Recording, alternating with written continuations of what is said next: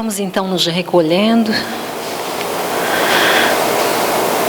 Senhor, de bondade, misericórdia e amor, iluminai-nos com os reflexos puros da vossa bondade.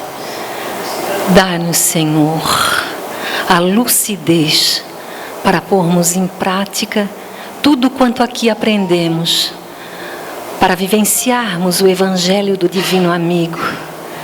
Dai-nos, Senhor, a serenidade para que os nossos pensamentos, sentimentos e emoções sejam de acordo com a Tua vontade. Direciona, Pai, as nossas mãos para a prática do amor, para a prática da caridade, para a construção de um mundo melhor. Põe nos nossos corações a resignação, Senhor, para darmos o testemunho da nossa confiança, do nosso amor na Tua vontade, para que tenhamos a certeza de que estás conosco todas as vezes que a dor bate à nossa porta.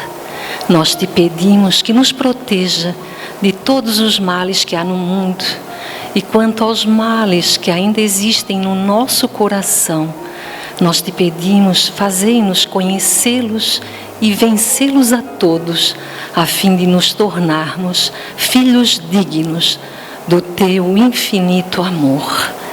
Nós agradecemos as bênçãos que sabemos aqui são derramadas. Fica conosco, Senhor, hoje e sempre. Que assim seja.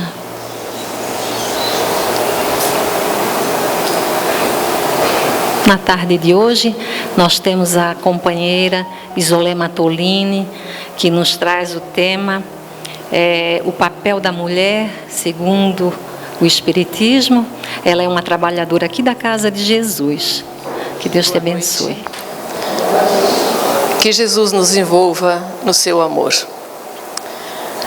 8 de março de 1857, na cidade de Nova York, nos Estados Unidos, sente numa fábrica têxtil que existia na época, 129 mulheres paralisaram as suas atividades, cruzaram os seus braços, com o objetivo de reivindicarem uma redução de 16 horas de trabalho diário para 10 horas dia.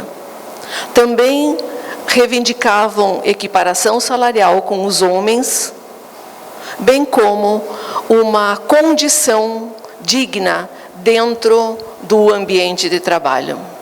Foi a primeira greve norte-americana conduzida somente por mulheres. As operárias foram violentamente reprimidas pelas autoridades e pelos patrões, refugiaram-se dentro da fábrica, as portas da fábrica foram trancadas, a fábrica foi incendiada e as 129 operárias morreram queimadas.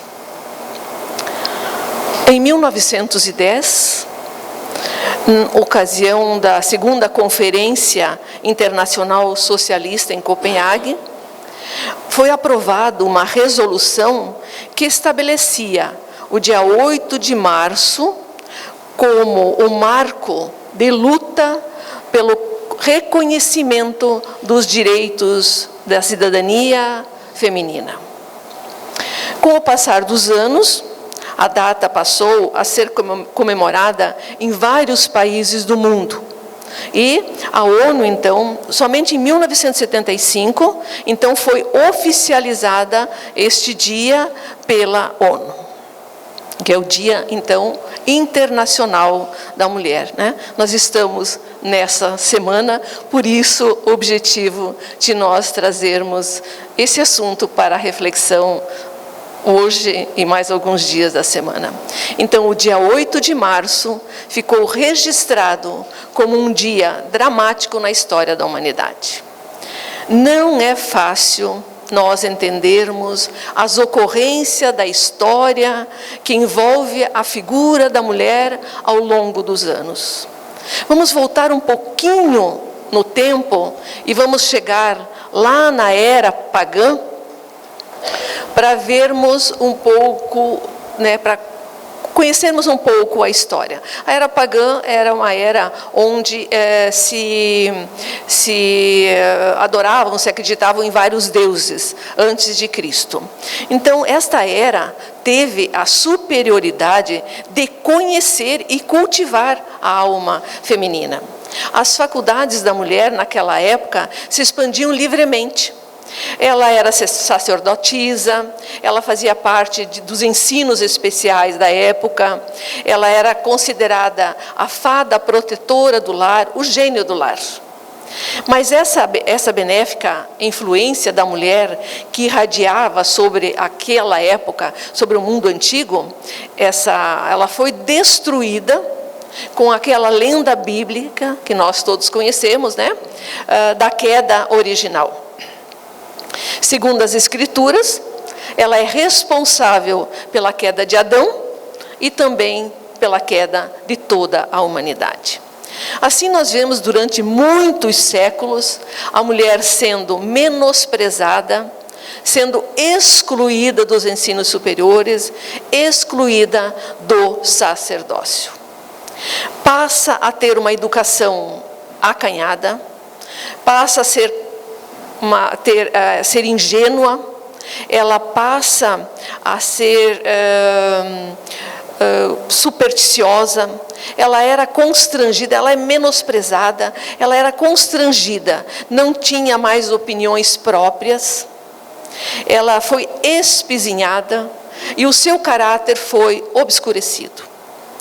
No século V, depois de Cristo, dizia-se que a mulher era de origem má, que ela era culpada por todos os males, porque nas Escrituras consta que ela aceitou as sugestões da serpente e desviou Adão da obediência de Deus. Consta na história também que durante o concílio de Macon, lá em 586 depois de Cristo, num congresso na França, discutia-se se a mulher era provida ou desprovida de alma. Discutia-se se a mulher tinha ou não tinha alma. Chegou-se a cogitar a possibilidade de a mulher não ser humana. Mas daí chegaram à conclusão de que ela foi criada para servir aos homens. Aí nós vamos agora para o século passado e vamos chegar na época da codificação do Espiritismo, e Kardec, então, na questão 818 do Livro dos Espíritos, questiona a espiritualidade. De onde provém a inferioridade moral da mulher em certos países? Aí há respostas que nós temos da espiritualidade superior, do predomínio injusto e cruel que sobre elas assumiu o homem. É resultado das instituições sociais e do abuso da força sobre a fraqueza. Entre homens moralmente pouco adiantados, a força faz o direito. Portanto, a situação da mulher na civilização contemporânea foi muito dolorosa e muito difícil. Nós temos na Idade Média a igreja que também não entendeu os maravilhosos poderes da mulher, que ela era mediadora entre o mundo visível e o mundo invisível. Ela foi considerada feiticeira, bruxa, sem alma, encontrando centenas delas a condenação à morte, principalmente na fogueira. O catolicismo também não entendeu a mulher.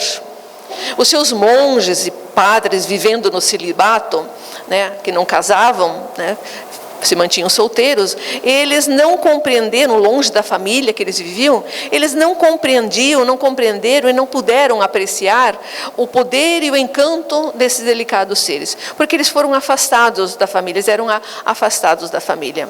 Não foi compreendido que é dela que provém a vida, que é ela a fonte da vida, que é ela a regeneradora da raça humana.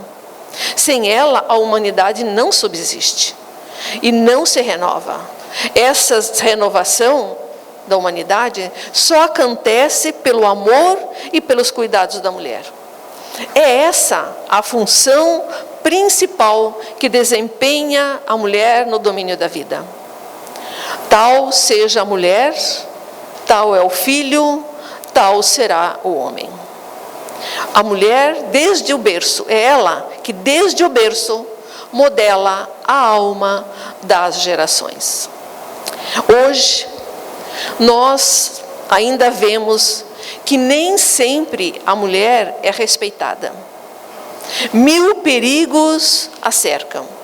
Se ela fraqueja, dificilmente encontramos mãos amigas para socorrê-la. A corrupção dos costumes fez da mulher a vítima do século passado. A miséria, as lágrimas, a prostituição foi o destino de um grande número de mulheres do nosso século, ainda desse século, mas principalmente do século passado. Mas uma reação já vem ocorrendo. Então, sobre a denominação de feminismo, nós encontramos um movimento que se acentua legítimo em seus princípios, mas um tanto exagerado com relação aos seus objetivos. Porque, ao lado das justas reivindicações do feminismo, ele anuncia propósitos que fariam da mulher não mais uma mulher, mas uma cópia do homem. Precisamos entender que o homem e a mulher nasceram com funções diferentes, mas que se complementam. Encontramos os materialistas, os imediatistas, que não ponderam senão um organismo físico, fazendo da mulher um ser inferior e o lança à sensualidade. Desaparecem as virtudes domésticas, a discórdia adentra aos lares, o adultério se introduz, a família se dissolve, a felicidade se aniquila. Mais uma vez, nós encontramos uma geração desesperada, incrédula, desiludida. Nós vivemos numa época de muitos desencontros, na qual a figura feminina é explorada de absurdas formas, desde a exibição do corpo, gerando imagens deletérias, através de leituras que fascinam, pois mostram caminhos de poder e de independência. E dificilmente mostram roteiros de equilíbrio ou sensatez, para que possamos caminhar com segurança. Quantos depoimentos, quantos desabafos, quantas comunicações mediúnicas de mulheres que foram famosas aqui na Terra, que imploram, que se encontram no mundo espiritual em estado de perturbação, que imploram auxílio e vêm alertar a todos os que leem ou ouvem as suas comunicações que não devem se iludir a respeito da beleza, da fortuna, do poder e do sucesso. E nos dizem que tudo isso dá popularidade, mas a popularidade é um trapézio no qual poucas criaturas conseguem dar espetáculo de grandeza moral. no dia a dia. Muito poucas criaturas conseguem fazer isso. Infelizmente, o ser humano, ou nós, ainda nos deixamos levar pelo brilho das facilidades do mundo. E não temos tempo, nem disposição para questionarmos, para refletirmos, para buscarmos informações, conhecimentos a respeito das coisas da alma, ou da vida real, que é a vida espiritual. E quando do retorno ao mundo espiritual, compreendem o quanto é difícil no plano físico entender a missão da mulher, que é o de amar os filhos e edificá-los moralmente.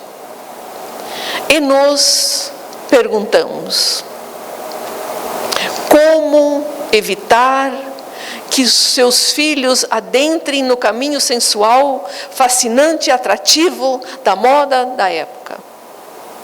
Como agir perante a TV, revistas, internet, livros, que estão ao alcance de todas as crianças, e não só dos adultos também, sem crivo, sem fiscalização? Como fazê-los entender a necessidade de selecionar os seus divertimentos, o seu lazer, para que não se afundem no lodo dos gozos perturbadores ou nos jogos de azar?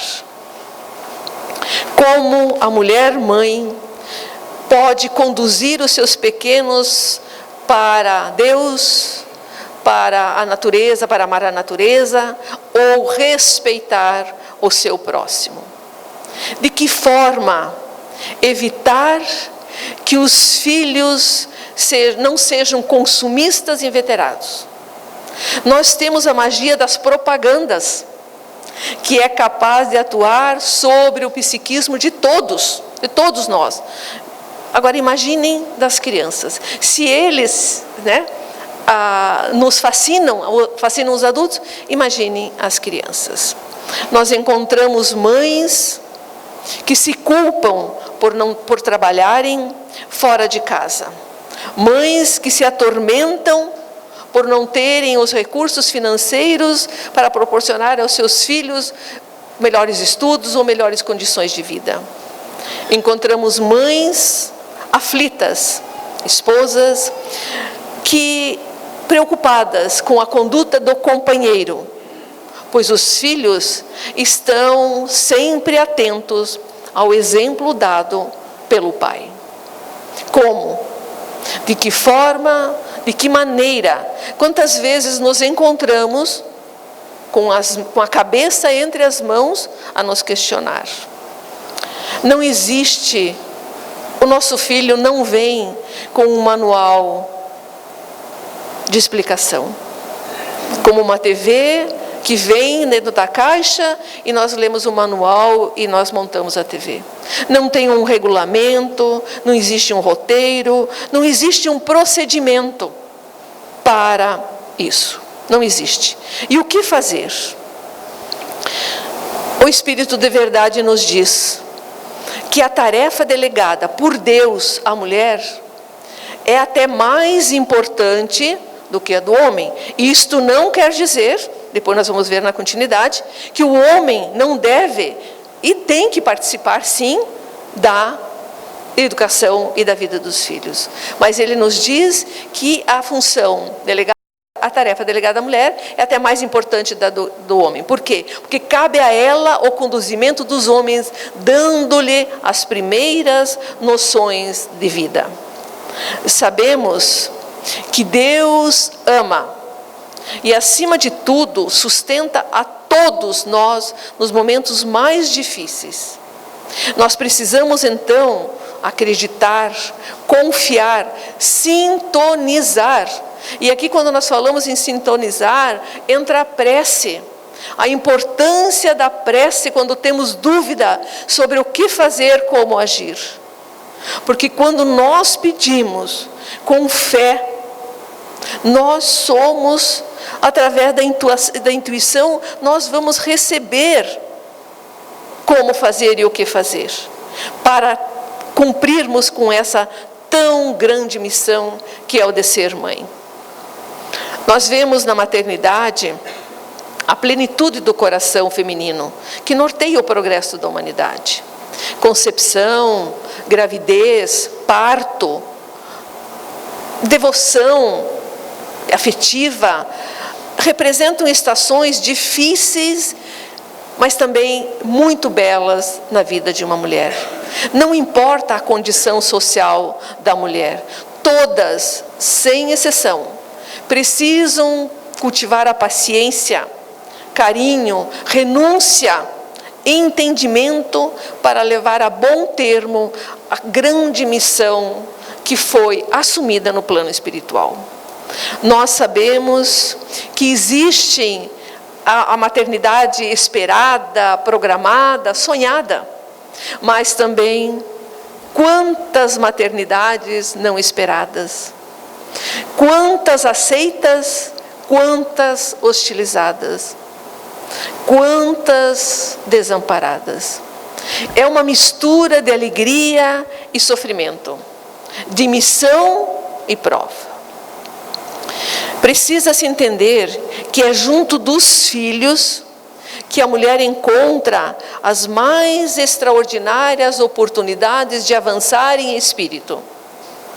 Através do empenho da mulher mãe, que ela influi sobre a vida dos seus, para o bem ou para o desequilíbrio.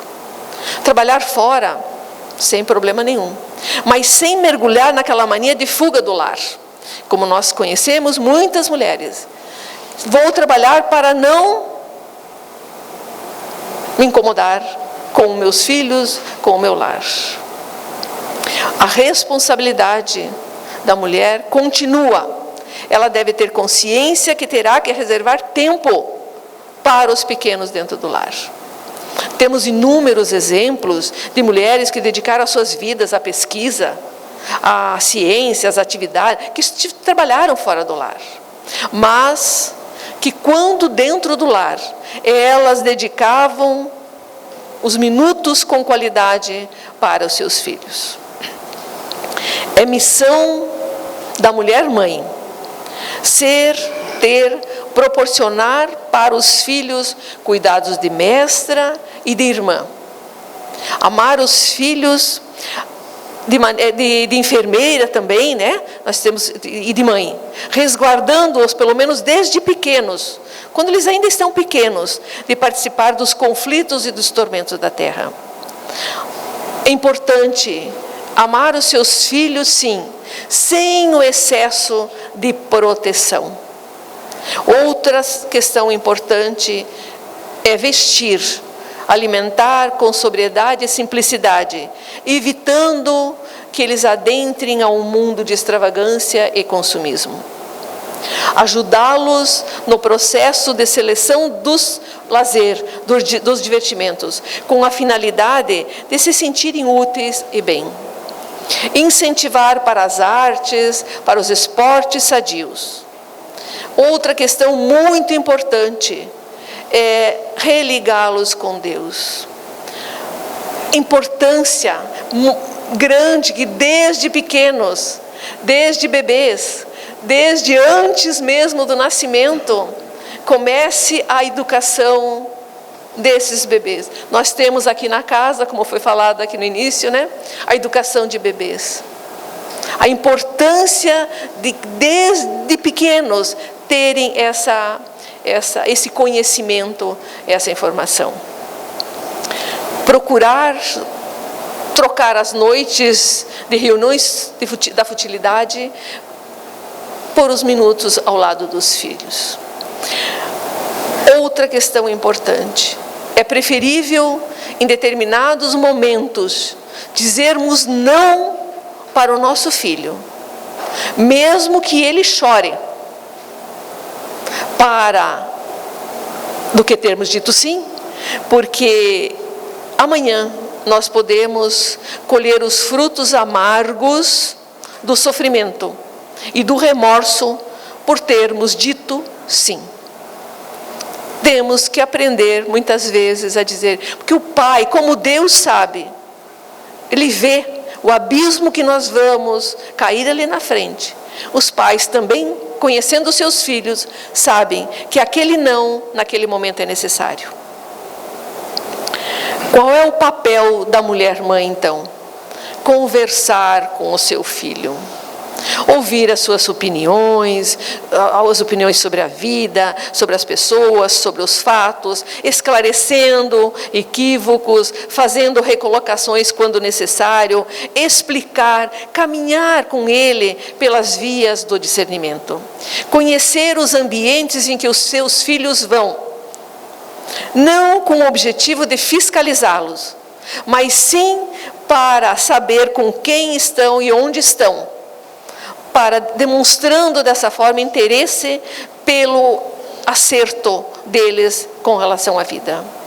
Orientar sem imposições. Corrigir sem agredir. Nós sabemos que a agressão não levanta ninguém. Agora o amor, sim.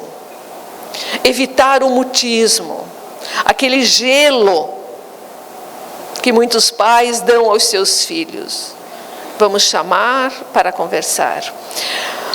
Não torná-lo adultos antes do tempo. Não tem necessidade de fazermos isso. Deixe ele ser criança. Ele vai ter tempo depois para ser adulto. Caminhar ao lado dele nessa estrada apertada, mas deixe-o chegar aos seus objetivos com os seus próprios pés. Mostrar o abismo que está na frente, mas deixe-o ir, a fim de que possa testar a fortaleza do próprio caráter. Ensinar a orar, mas a ele compete. Ai, reze por mim, mãe. Não, vem aqui, vamos rezar junto. Ai, peça por mim, mãe. Pai, vem aqui, vamos orar junto. Mostrar a vida, mas deixe-o que ele viva a própria vida. Falar das trevas, dizer o que existe de equívocos, mas dê a luz do conhecimento para ele. Mostre o lado bom e positivo da vida. Ensinar, principalmente através do exemplo, o trabalho. Mas não vamos desenvolver nele a inutilidade. Qual é o problema do nosso pequeno arrumar uma cama, tirar as louças depois do jantar ou do almoço, ou ainda fazer pequenas atividades domésticas? Nós temos que tirar dos nossos filhos homens aquela ideia de que é serviço de mulher. Lembrar que nós estamos preparando os nossos filhos para os momentos difíceis da vida, porque nós não conhecemos o amanhã. Vamos fazer uma reflexão. Quantas vezes nós não participamos dos equívocos dos nossos filhos porque não tivemos a coragem de dizer não? Ou não tivemos a coragem de evitar, de permitir ou de dar alguma coisa? A luta da mulher de hoje não é mais o de conseguir 10 horas de trabalho por dia, como foram as que morreram queimadas em 1857. A missão da mulher hoje é entender que a grandiosa missão dela é ser mãe, esposa, companheira e educadora. A mulher tem nas mãos a chave de controle do mundo. Muito depende do que elas fizerem com os seus filhos, estes vão fazer com o mundo. E o que o Espiritismo tem a nos dizer sobre a mulher? Ele restitui à mulher o seu verdadeiro lugar na família e na obra social, indicando-lhe a sublime função que lhe cabe desempenhar, que é na educação e no adiantamento da humanidade. Faz mais, reintegra na sua verdadeira missão de mediadora predestinada, verdadeiro traço de união que liga as sociedades da terra, ou do espaço. Considera a missão da mulher como uma das mais sublimes e grandiosas. Se a escola instrui, o coração materno educa.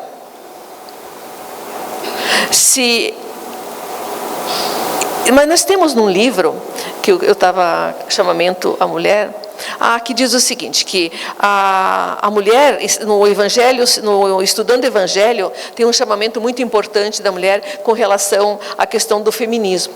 Ele diz o seguinte, que a mulher está competindo e rivalizando com os homens, principalmente nos excessos. Ela vai se habituando fora de casa. Está desta maneira postergando de forma imperceptível o mais sublime e inadiável direito que o matrimônio e a maternidade lhe concede. E diz mais, que abre mão perigosamente do mais belo atributo com que Deus a investiu, o de educar os filhos.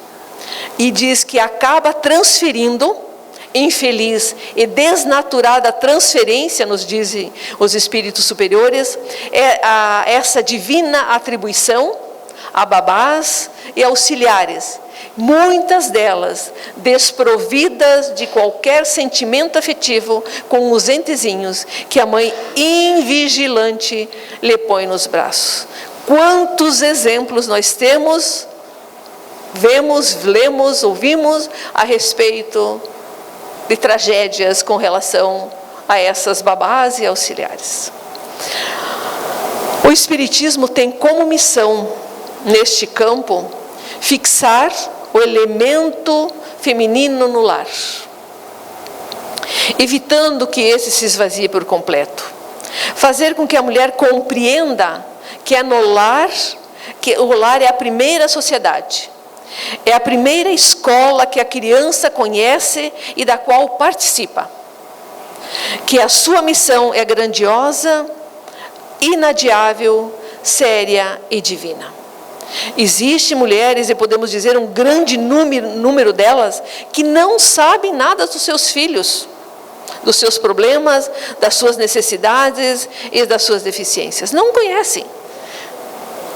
E depois, mais tarde, quando vão colher os frutos amargos da sua plantação, se questionam como isso pode acontecer.